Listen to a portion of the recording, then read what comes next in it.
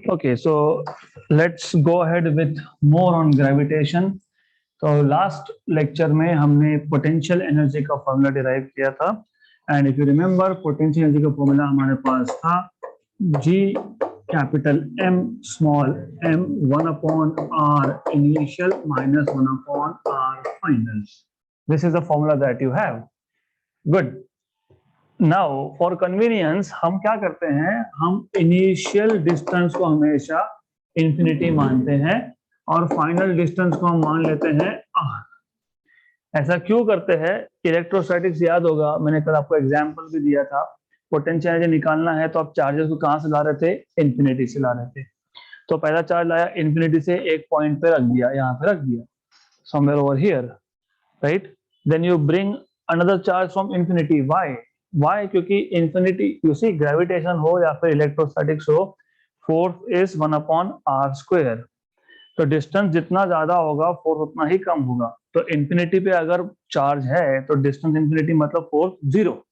इसका मतलब initial force नहीं है, मतलब इनिशियल पोटेंशियल एनर्जी नहीं है। तो that is why for convenience पहले दो चार्जेस या दो मासेस, इन दोनों में कोई फोर्स नहीं है, इसके लिए हम इनिशियल डिस्टेंस देते हैं इंफिनिटी और फाइनल डिस्टेंस लेते हैं हम लोग r।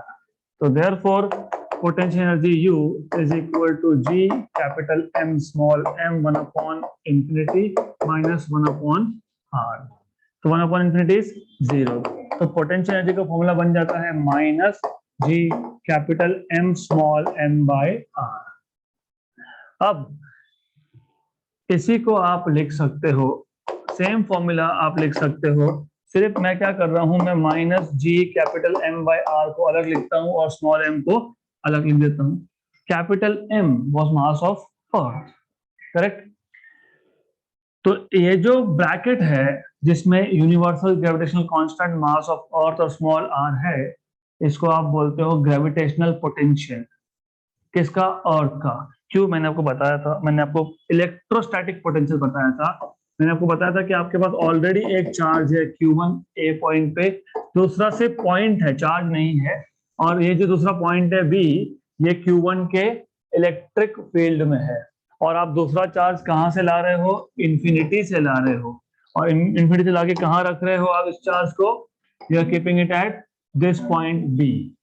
तो if you remember I told you कि जिसका ऑलरेडी फील्ड होगा, तो पोटेंशियल लिखते वक्त आप लिखते हो K, जो ऑलरेडी था, कौन था?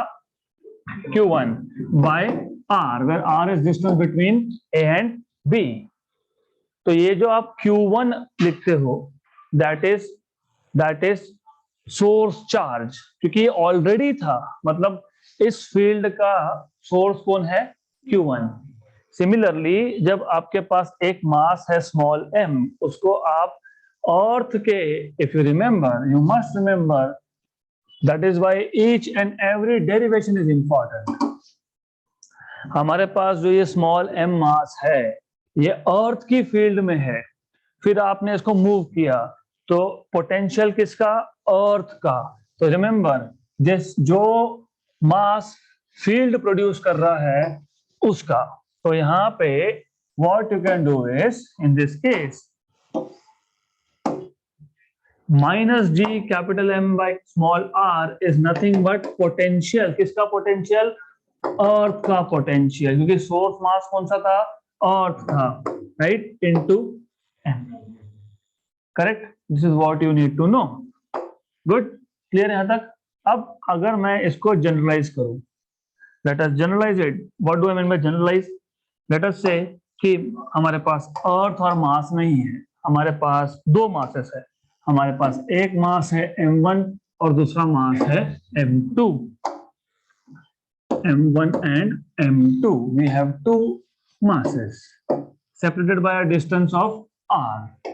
इन दोनों में डिस्टेंस है, लेट अस से r। तो अब आपको इस सिस्टम का अगर पोटेंशियल एनर्जी निकालना है तो ये सेम फॉर्मूला, माइनस G। तो gravitational potential energy will be minus G, capital M की जगह पे पहला मास और स्मॉल m की जगह पे दूसरा मास, अपॉन डिस्टेंस r। ये आ गया आपके पास gravitational potential energy of these two masses. Clear यहां तक? हमेशा याद रखना, this is the way you remember. अगर ये भी नहीं याद रहा तो ठीक है, इलेक्ट्रोस्टैटिक पोटेंशियल एनर्जी तो याद होगा ही ना। क्या था? K Q1 Q2 bye R। K की जगह पे G, Q1 की जगह पे M1, Q2 की जगह पे M2, R and R same. सिर्फ minus negative sign, you know negative sign potential energy में कब आता है? जब फोर्स अट्रैक्टिव हो। आपको पता है, आप स्टार्ट ही यहां से करते हो, न्यूटन्स लॉ ऑफ ग्रेविटेशन, जिसको आप यूनिवर्सल ग्रेविटेशनल लॉ भी बोलते हो। Every particle of matter attracts, कभी बोला है क्या repels? attracts every other particle of matter with a force which is directly proportional to product of masses and inversely proportional to square of the distance between them। तो ये negative sign सिर्फ तब आएगा जब आपके पास फोर्स अट्रैक्टिव हो। Good. अब इसको लिखने के दो तरीके, क्योंकि हम पोटेंशियल एनर्जी का फॉर्मूला डिराइव कर चुके हैं। अब हमारा काम है, we want to know what is potential. Potential energy is different and potential is different. तो आप इसी फॉर्मूला को ऐसा करोगे, तो same formula that you will take, सिर्फ ऐसा करोगे। First, in the first case what you will do is, आप पहले M2 को अलग कर दोगे, right? You will separate M2 और इसको लिख दोगे ब्रैकेट में, या फिर अदर वे राउंड, या आप क्या कर सकते हो, आप M1 को बाहर लिख दो और M2 को अंदर, M1 एंड M2, राइट? ये जो ब्रैकेट में टर्म है हमने अभी अभी डिफाइन किया, इट इज पोटेंशियल। कौन सा पोटेंशियल? Gravitational potential. और E को लिखा था क्योंकि वो अर्थ का ग्रेविटेशनल पोटेंशियल था। जो ब्रैकेट के अंदर मास होता है उसका पोटेंशियल। यहाँ पे ब्रैकेट के अंदर कौन सा मास है? M1। तो you can write this as U equal to potential of first mass into second mass, or you can write down potential of second mass into first mass, right? Correct? So in general potential energy is equal to, what is this? क्या नाम दिया इसको अभी हमने? Potential, gravitational potential. Gravitational potential energy मत बोल देना यहाँ पे, ये पोटेंशियल एनर्जी है। Potential energy equal to gravitational potential into mass, right? Good. तो gravitational potential is potential energy upon mass. तो देयरफॉर ग्रेविटेशनल पोटेंशियल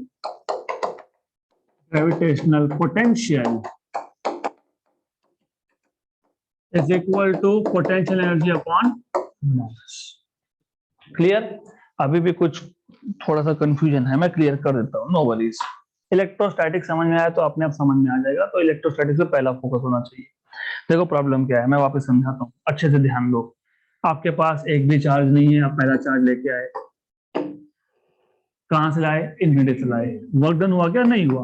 क्यों नहीं हुआ? यहाँ पे कुछ था ही नहीं अपोज करने के लिए। Was there something to oppose? Nothing to oppose. Good good. अब आप दूसरा चार्ज ला रहे हो, कहां से ला रहे हो? And you are keeping it at some point which is the distance of r, r12 या r बोलो, ठीक है, r बोल दो इसको, करेक्ट? वर्क डन हुआ? यस। क्यों हुआ? क्योंकि ये जो पॉइंट है जहां पे चार्ज को रखना था वो ऑलरेडी Q1 के फील्ड में है। What is the definition of work done? You see, नहीं वो तो ठीक है, लेकिन आप देख रहे हो ना, वर्क डन कहां जाता है? It is stored in the form of potential energy, right? तो how will you write it down? कैसे लिखोगे इसको? आप बोलोगे work done equal to potential. किसका पोटेंशियल? जो पहले से था। कौन था पहले से? हाँ, तो पोटेंशियल ऑफ 1। किसको मूव किया? दूसरे को, तो Q। तो work done is potential of first charge into second charge. तो यहाँ पे भी तो वही कर रहे हैं हम लोग। क्या किया हमने? Work done is stored in the form of potential energy. तो हमने लिखा कि नहीं, potential energy is potential into charge, right? Gravitation में यहाँ पे भी तो वही लिख रहे हैं ना हम लोग, potential energy is potential into mass. Good. Will you remember this now? पक्का। तो जो मास पहले से वहां पे है उसको बोलते हैं सोर्स मास, जो बाद में लाए इसको बोलते हैं टेस्ट मास। जो चार्ज पहले से था कौन सा, Q1 सोर्स चार्ज, जो बाद में लाए Q2 उसको बोलते हैं टेस्ट चार्ज। क्लियर यहां तक? तो इलेक्ट्रोस्टैटिक्स में भी what you have done is the same thing, potential into charge.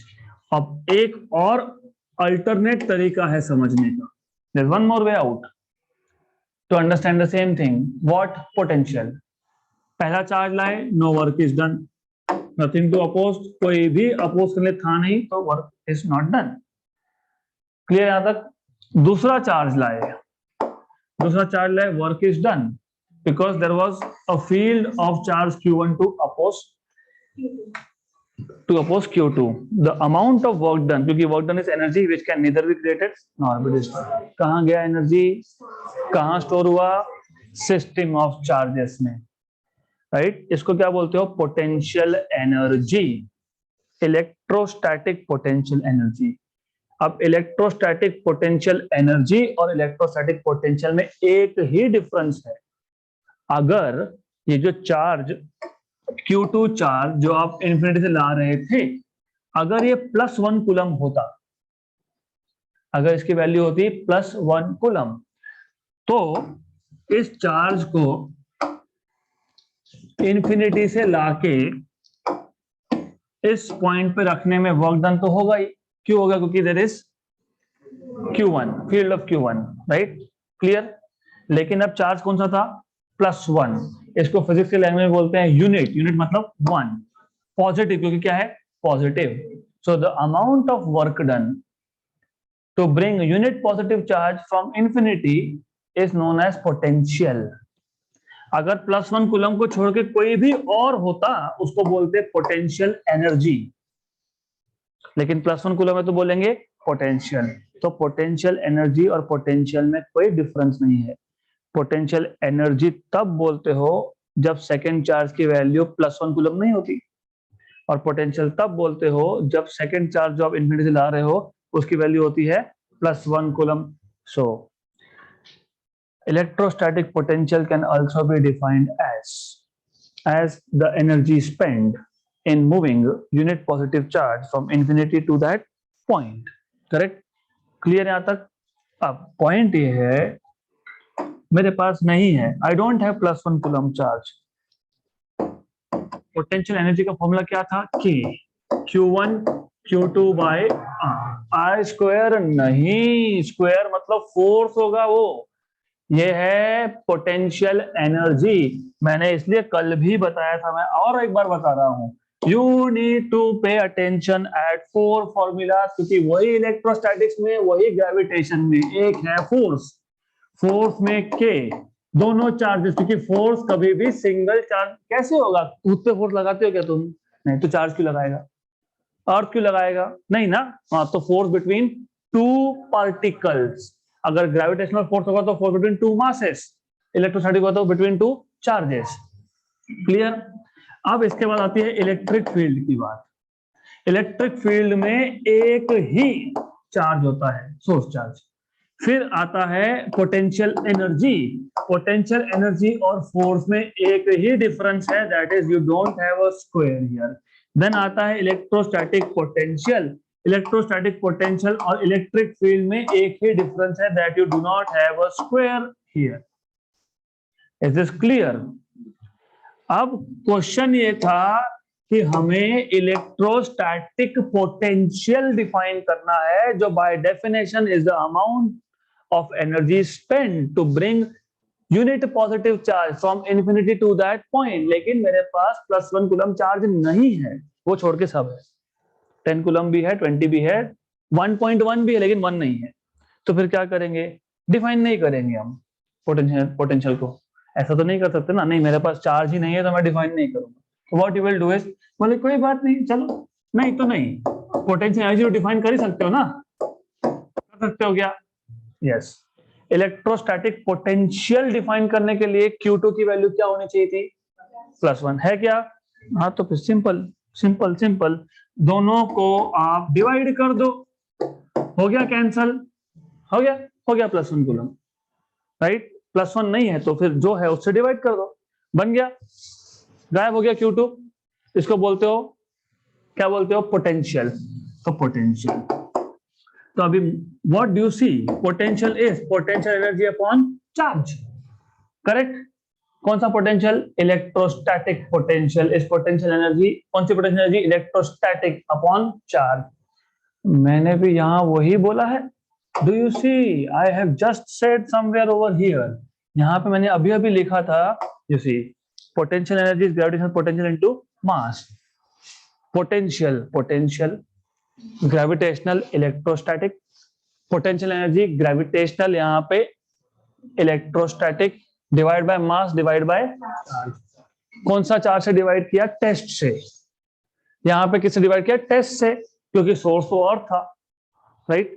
तो अर्थ के मास से डिवाइड किया गया हमने, नहीं। तो this is what you need to know. तो gravitational potential is nothing but potential energy per unit mass. याद रहेगा यहां तक, पक्का। अगर आप बोल रहे हो यस याद रहेगा, तो let us check if you remember or not. अब ऐसा है, इमेजिन दिस इज अर्थ,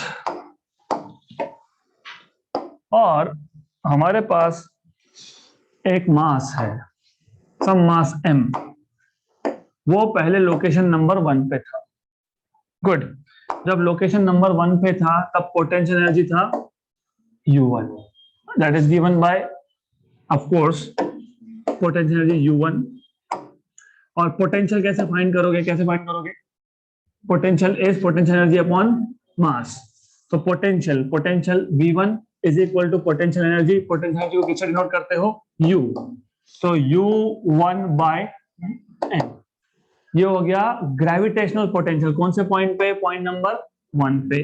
अब मेरे पास एक दूसरा पॉइंट है, you can take it anywhere you want, आपको जहां चाहे वहां लो, ठीक है, यहां ले लेते हैं। ये है पॉइंट नंबर 2, यही मास यहां पे है।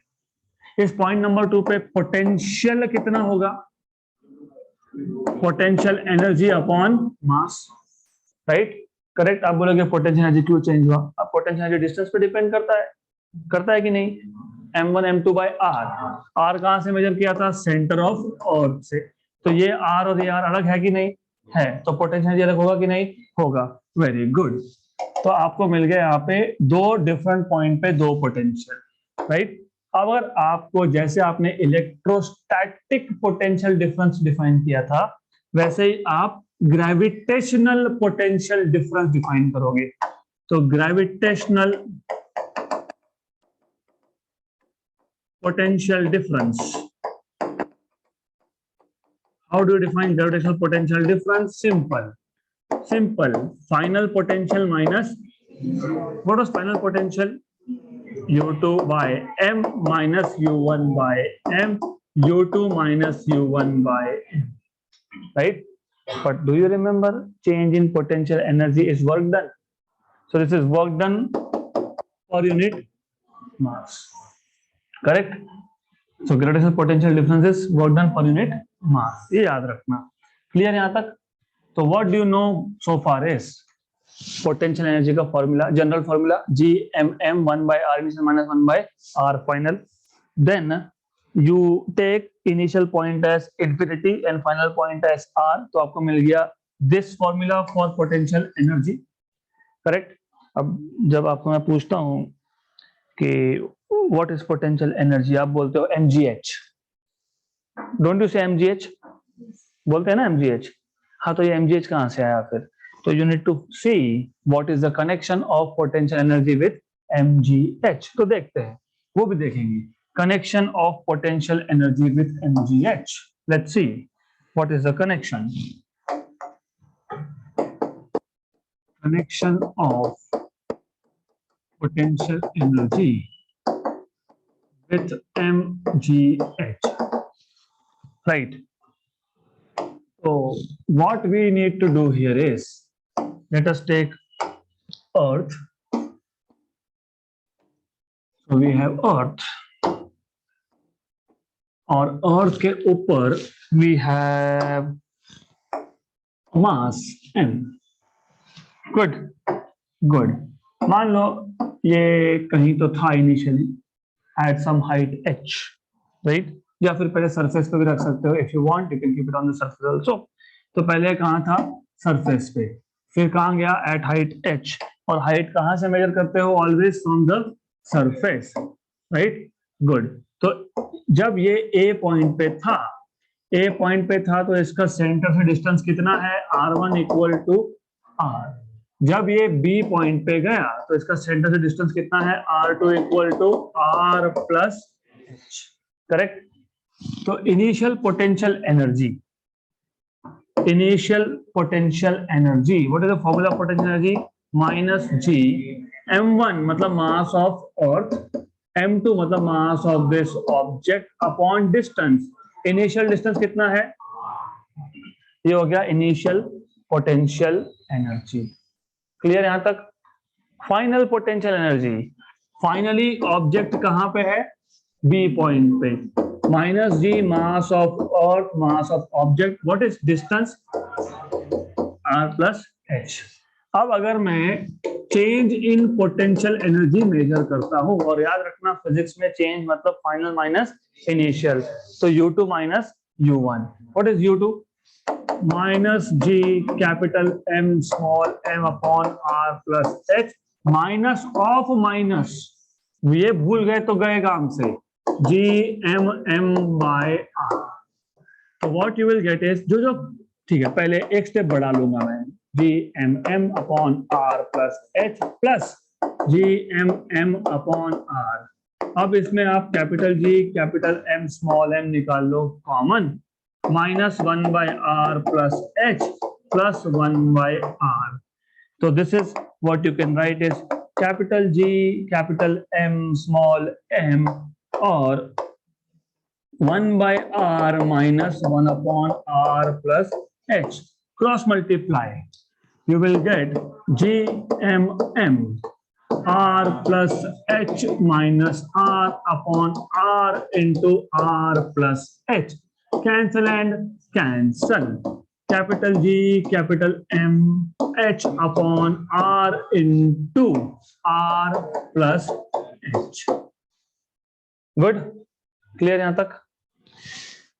हमको चाहिए mgh, हम कहां तक पहुंचे, capital G capital M small m h, नीचे r into r plus h। But do you remember acceleration due to gravity was gm by, very good, therefore gm equal to,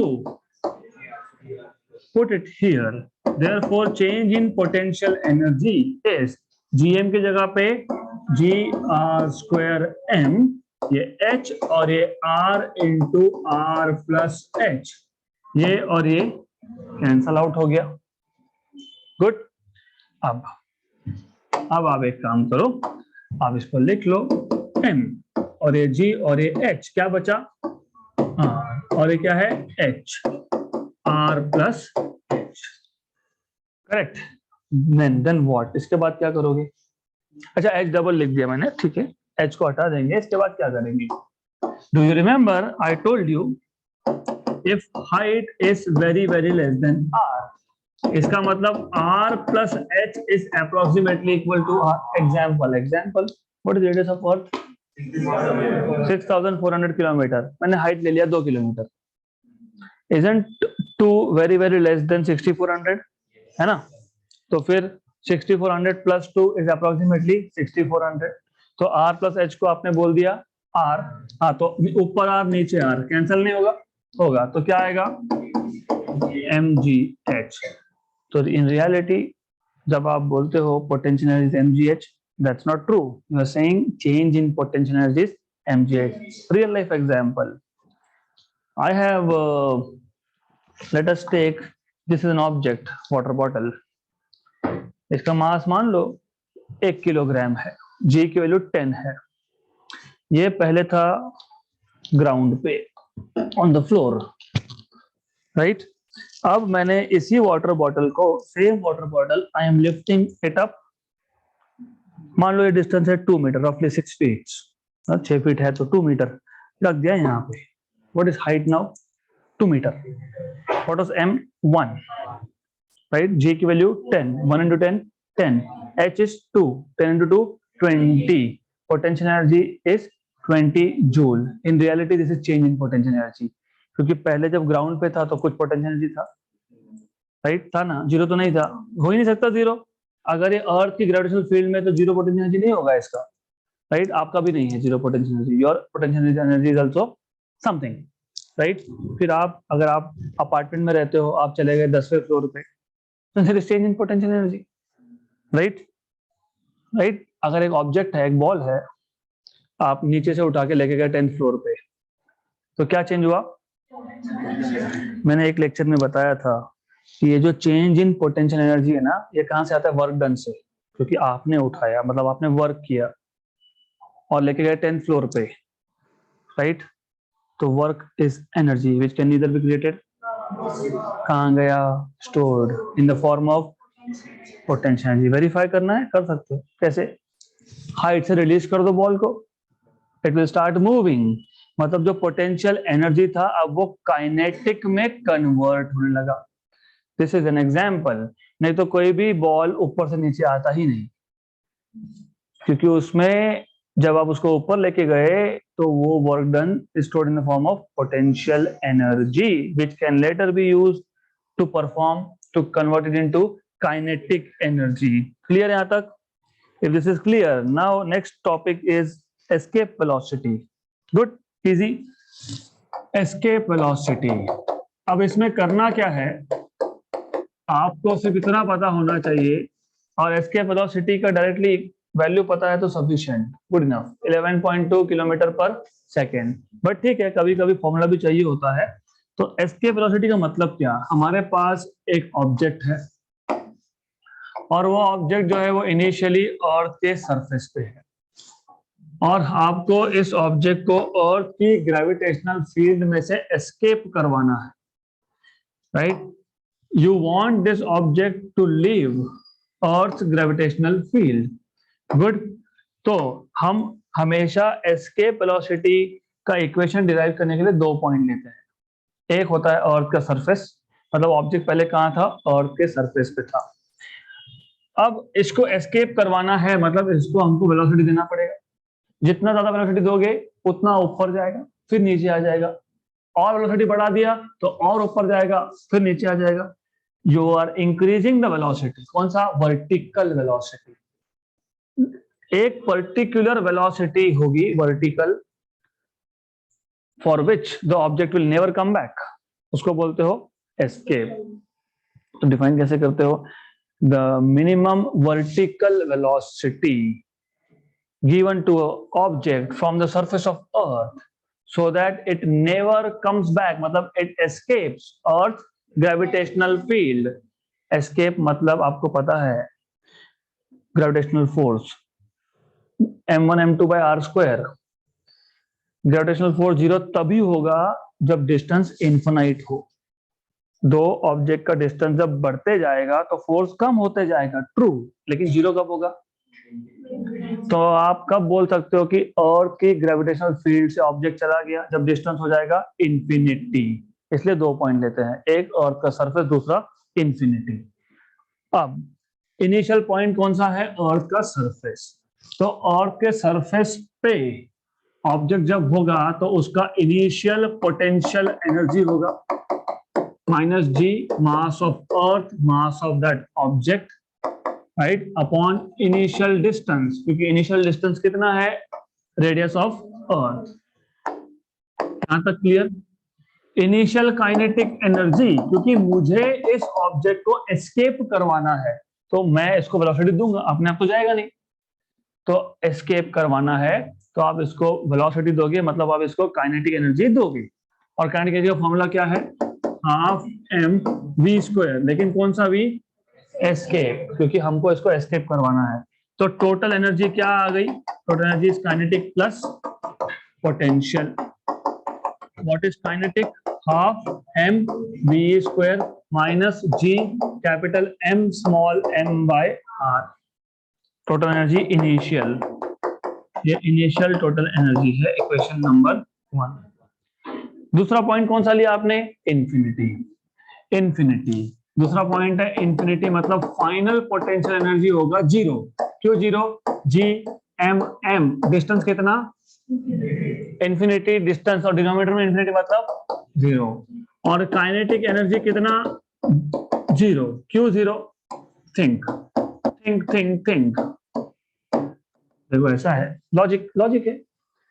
एक ऑब्जेक्ट को मैंने ऊपर फेंका, मतलब इनिशियल वेलोसिटी मैंने उसको कुछ दिया होगा, some value 100 metre per second. Imagine ऊपर जब जाएगा तो स्लो होगा कि नहीं होगा? होगा ना। क्यों? क्योंकि वो किसके अगेंस्ट जा रहा है? Very good very good. मैंने और वेलोसिटी दे दी, थोड़ा और ऊपर जाएगा, लेकिन हो तो वही रहा है, velocity is decreasing because it is going against. तो जब वो इन्फिनिटी पे पहुंच जाएगा तो उसका पूरा एनर्जी यूज हो गया ग्रेविटी को ओवरकम करने में। तो क्या बचा? कुछ नहीं। कुछ नहीं बचा तो वेलोसिटी कितना बचा? कुछ नहीं। वेलोसिटी कितना हो गया? जीरो। तो आंसर क्या आएगा? जीरो। हाँ, तो फिर इन्फिनिटी पे पोटेंशियल भी जीरो, काइनेटिक भी जीरो, तो टोटल भी zero. But law of conservation of energy, energy can neither be created, मतलब total initial energy is equal to total final energy, and total initial energy was this, and total final is zero. अब एक काम करता हूं, सिर्फ ये minus term को वहां पे शिफ्ट कर देता हूं। माइनस टर्म को वहां पे शिफ्ट कर दिया तो ये आ गया इक्वल टू, फिर छोटा एम कैंसल, ना छोटा एम ये ऑब्जेक्ट का मास है, वही उड़ गया यहां से। Very good. तो V E square equal to 2 को शिफ्ट कर दिया, G capital M by R, therefore escape velocity is under root of 2gm by r। But ये एक फॉर्मूला हो गया, और एक भी है, but g equal to G M by R square, तो G M equal to G R square, substitute कर दो, तो VE equal to under root of 2 G R square upon R, cancel and cancel, तो under root of 2 into G into R. Correct हो गया। ये दोनों formula है किसके? एस्केप वेलोसिटी के। अब अगर आप g की वैल्यू और r की वैल्यू सब्स्टिट्यूट करते हो, करके देखो 11.2 मिलेगा। कैसे? एग्जांपल, रफली g की वैल्यू 10, 6400 मतलब 64 इंटू 100, लेकिन किलोमीटर को मीटर में भी कन्वर्ट करना पड़ेगा, 10 पावर 3, तो 6400 किलोमीटर को मीटर में कन्वर्ट कर दिया। ये 3, ये 2 5 और ये 6 का रूट 3, राइट। 64 का रूट, अरे 64 का रूट 8, 2 का रूट 1.414, 8 इंटू 1.414 पता क्या होता है? पता है? नहीं पता? 11.2 into 10 power 3 metre per second, ये कितना है? किलोमीटर, तो 11.2 किलोमीटर पर। तो escape velocity from earth subject for any object, remember any object, चाहे वो हाथी हो चाहे वो 10 ग्राम का बॉल हो, is 11.2 kilometre per second, provided there is no air resistance.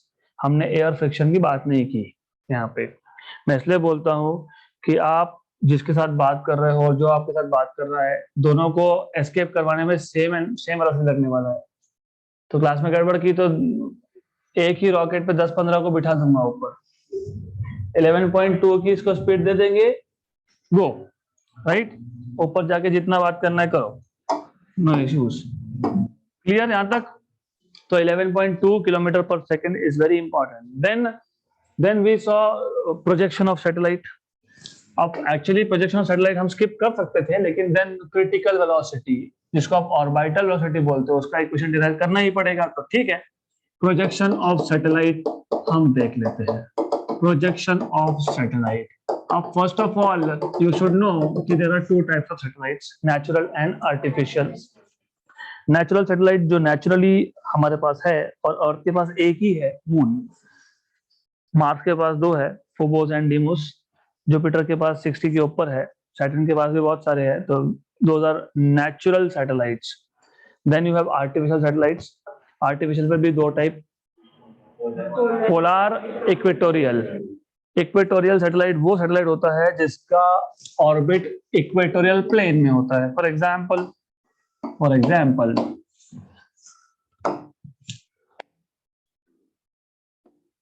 Okay, you have something like this. तो आपके पास इक्वेटोरियल प्लेन में है, दिस इज इक्वेटर। इसके प्लेन में जो सैटेलाइट चक्कर काटेगा उसको बोलोगे equatorial, right. Normally equatorial satellite जो होते हैं ना वो हाई ऑर्बिट, मतलब हाई अल्टीट्यूड होता है, उसका ज्यादा हाइट होता है। और नॉर्मली वो जियो स्टेशनरी होते हैं। जियो स्टेशनरी मतलब जितना अर्थ का रोटेशन पीरियड उतना ही उसका रिवोल्यूशन पीरियड, मतलब 24 आवर्स में एक चक्कर लगाएगा वो। और they are use for telecommunication. जो टेलीफोन के सिग्नल्स है, they work on this, I mean they use equatorial satellite, इसलिए उसको बोलते हैं communication satellite, because they are use for telecommunication, right. There are many properties, एक तो हाई अल्टीट्यूड है, दूसरा they are geostationary, they are called as geosynchronous. Geo मतलब earth, stationary मतलब stationary with respect to earth, मतलब earth का 24 hours rotation period, तो उसका भी एक चक्कर लगाने का टाइम 24 आवर्स। जियो सिंक्रोनस मतलब सिंक्रोनस मतलब क्या, सिंक्रोनाइजेशन करना, मतलब मैच करना। तो उसका जो ऑर्बिटल पीरियड है it matches with earth rotation period, right. तो वो टेलीकम्युनिकेशन के लिए यूज होता है। दूसरा होता है पोलार। पोलार सैटेलाइट जो है they go from north to south. तो क्योंकि उनका ऑर्बिटल प्लेन कौन सा है, पोलार, इसलिए क्या बोलते हैं पोलार। और पोलार सैटेलाइट्स का पीरियड 85 मिनट्स का होता है, दे आर वेरी फास्ट। दिन भर में 17 चक्कर लगाते हो, 17 rounds per day, right. 85 minutes they take to complete one round. तो पूरे दिन में 24 आवर्स, तो इट इज अराउंड 16.94, मतलब 17 rounds per day. They are used for many purposes, GPS, spy, नजर रखना। एक कंट्री अपने एनिमी पे नजर रखता है using that. Then they are used for maps. Google Earth देखा है, अपना घर भी तुम देख सकते हो, हाँ ये मेरा घर है। तो दिस इज व्हाई, बिकॉज ये जो पोलार सैटेलाइट्स है दे आर टेकिंग फोटोग्राफ, वो कंटिन्यूअसली फोटो लेते रहते हैं इन द फॉर्म ऑफ स्ट्रिप। कैसे स्ट्रिप, पहले जब ये आया तो इसने एक स्ट्रिप ले लिया फोटो, फिर अर्थ तो रोटेट हो गया, फिर जब दूसरी बार आएगा तो और एक स्ट्रिप फोटो लेगा, फिर अर्थ वापस रोटेट हो गया, फिर वापस एक स्ट्रिप लेगा। तो they keep on photographing the earth in the form of strips. Good, so that is all you need to know, basic introduction. अब क्वेश्चन ये है, ठीक है, everything is good, but the question is ये अपने orbit में गया कैसे, how it went to a height and then how it is performing circular motion. तो that is a part of something called as projection of a satellite. तो satellite को जहां है वहां पे लाने के लिए टू स्टेज सिस्टम यूज होता है। You use two stage system. तो पहले स्टेज में जो फ्यूल होगा, पहले स्टेज में जो फ्यूल होता है, it is burn to take the rocket to a desired height. तो पहले स्टेज में there is two stage system use करते हो। तो पहले स्टेज का जो फ्यूल होगा, it is used to take the rocket, मतलब satellite, to a desired height. क्योंकि डेफिनेटली आपको क्या करना है, आपको इसको एक हाइट तक लेके जाना है, राइट। और सेकेंड स्टेज के ऊपर, तो ये स्टेज 1 है रॉकेट का, ये स्टेज 2 है, और सेकेंड स्टेज के ऊपर लगाया होता है सैटेलाइट। तो पहले स्टेज में क्योंकि ग्रेविटी के अगेंस्ट जाना है, इतना इतने नहीं जाएगा, वो ग्रेविटी को ओवरकम करना पड़ेगा। तो पहले स्टेज में जितना भी फ्यूल है, it is use to take the satellite up to a desired height. एक बार ये पहला स्टेज का फ्यूल बर्न हो गया तो it is detached and it basically falls down बोलने से बेटर है कि इसको छोड़ देते हैं तो ये अर्थ के एटमॉस्फेयर में आता है, और अर्थ के एटमॉस्फेयर में एयर है तो एयर से पास होता है। अगर एयर से पास होगा तो एयर का फ्रिक्शन होगा, और फ्रिक्शन हीट जनरेट करता है, तो हीट जनरेट करके वो जला देगा, मतलब अर्थ तक आके गिरेगा ही नहीं, जल गया उधर ही, right, it burns normally. Then उसके बाद by remote control, by remote control what is to be done, इसको 90 डिग्री से टर्न करते हैं, rotated through 90 degree, right, it is rotated through 90 degree. Then second stage का काम क्या है, to give it a horizontal push, क्योंकि अब रॉकेट को, सैटेलाइट को धक्का देना है किस डायरेक्शन में, हॉरिजॉन्टल। क्यों, क्योंकि क्या करना था, सर्कुलर ऑर्बिट, क्योंकि हमको फाइनली क्या करना है, इस सैटेलाइट को सेट करना है कौन से ऑर्बिट में, सर्कुलर ऑर्बिट में। So the minimum horizontal velocity, क्यों, क्योंकि हॉरिजॉन्टल है, एस्केप में क्या लिखा था, वर्टिकल, यहाँ पे क्या है, हॉरिजॉन्टल। एस्केप वेलोसिटी कहां से दिया था, सरफेस से, ये कहां दे रहे हो, हाइट से। So the minimum horizontal velocity of projection given to a satellite at height h from the surface of Earth so that it performs circular motion is called as critical velocity or orbital velocity। मतलब मैंने critical velocity दे दी तो ये अर्थ के around गोल गोल चक्कर लगाएगा, right, round round. अगर if छोटी गलती हो गई, होती है गलती, राइट, थोड़ा भी कैलकुलेशन का गड़बड़ हो गया, तो अब there are possibilities. Possibility number 1, जितना वेलोसिटी देना था, कितना देना था, क्रिटिकल जितना देना था, क्योंकि क्रिटिकल जितना दोगे तो ही वो क्या करेगा, सर्कुलर चक्कर परफॉर्म करेगा। लेकिन हमने जो वेलोसिटी दिया है उसको क्या नाम दिया है, bh। bh is horizontal velocity. Example ही लेना उसको, नहीं तो आंसर में लिख दोगे। एग्जाम्पल सर्कुलर राउंड में सेट करने के लिए 10 मीटर पर सेकेंड देना है। एग्जाम्पल मैंने दे दिया 5, फिर क्या होगा, सर्कुलर मोशन में तो नहीं जाएगा, मतलब कुछ और होगा। तो कुछ और क्या होगा, number 1, if the horizontal velocity of projection is less than critical, तो जिस पॉइंट से आपने दिया इसको बोलते हैं point of projection. Then satellite will perform elliptical motion, not circular but elliptical। लेकिन पता है elliptical motion में 2 पॉइंट्स होते हैं, एक पेरिजी एक एपोजी। अब पेरिजी मतलब पेरीहेलियन हमने बोला था, perihelion was the point of earth nearest to sun. यहाँ पे अर्थ और सन की बात हो रही है क्या, नहीं, सैटेलाइट और अर्थ की। तो सैटेलाइट का अगर ऑर्बिट इलिप्टिकल हो गया तो क्या होगा कि वो बेसिकली अर्थ से नियरेस्ट पॉइंट पे भी आएगा और फारदेस्ट पे रहेगा। जो नियरेस्ट है उसको बोलते हो पेरिजी, जो फारदेस्ट है एपोजी। तो velocity of projection is less than critical, then the orbit is elliptical. ये path one elliptical orbit.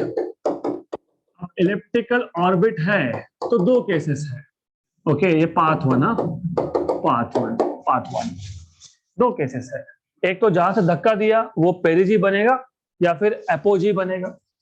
If the velocity that you are giving is less than critical, then the point of projection becomes apogee. मतलब क्या, मतलब अब ये अर्थ के पास में आएगा, और जब अर्थ के पास में आएगा तो अर्थ के पास में क्या है, एटमॉस्फेयर है, राइट। तो जैसे ही ये अर्थ के एटमॉस्फेयर में आया, फ्रिक्शन क्या करता है, एनर्जी कम कर देता है, because there is loss of energy due to friction. Loss होगा ना, लॉस, फ्रिक्शन जैसे लॉस होता है, तो लॉस हुआ, तो किसका लॉस हुआ, एनर्जी, किसकी एनर्जी, सैटेलाइट की। अर्थ को कोई फर्क नहीं पड़ता, okay. Then because of loss इसका ऑर्बिट छोटा छोटा होता जाएगा और फाइनली ये अर्थ पे आके गिर जाएगा, right. So elliptical path and it spirals down to the surface of earth if it passes through earth's atmosphere। Case number 2, जितना चाहिए था उतना दे दिया, 10 meter per second, velocity of projection is equal to critical, तो क्या होगा, जो होना चाहिए था वो होगा, सर्कुलर मोशन। Very good. तो path number 2 circular motion, path 2। Right, 2 मतलब पाथ 2 है ये, तो पाथ नंबर 2। देन 3, जितना देना था उससे ज्यादा दे दिया, बट यहाँ पे दो केसेस है। Velocity of projection is greater than critical but less than escape. तो अब the satellite will again perform elliptical motion, but now ये जो पी पॉइंट है पहले क्या था, एपोजी, अब क्या बनेगा, पेरिजी।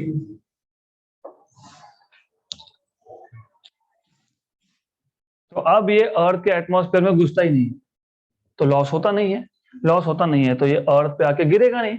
तो path number 3, elliptical path, elliptical orbit,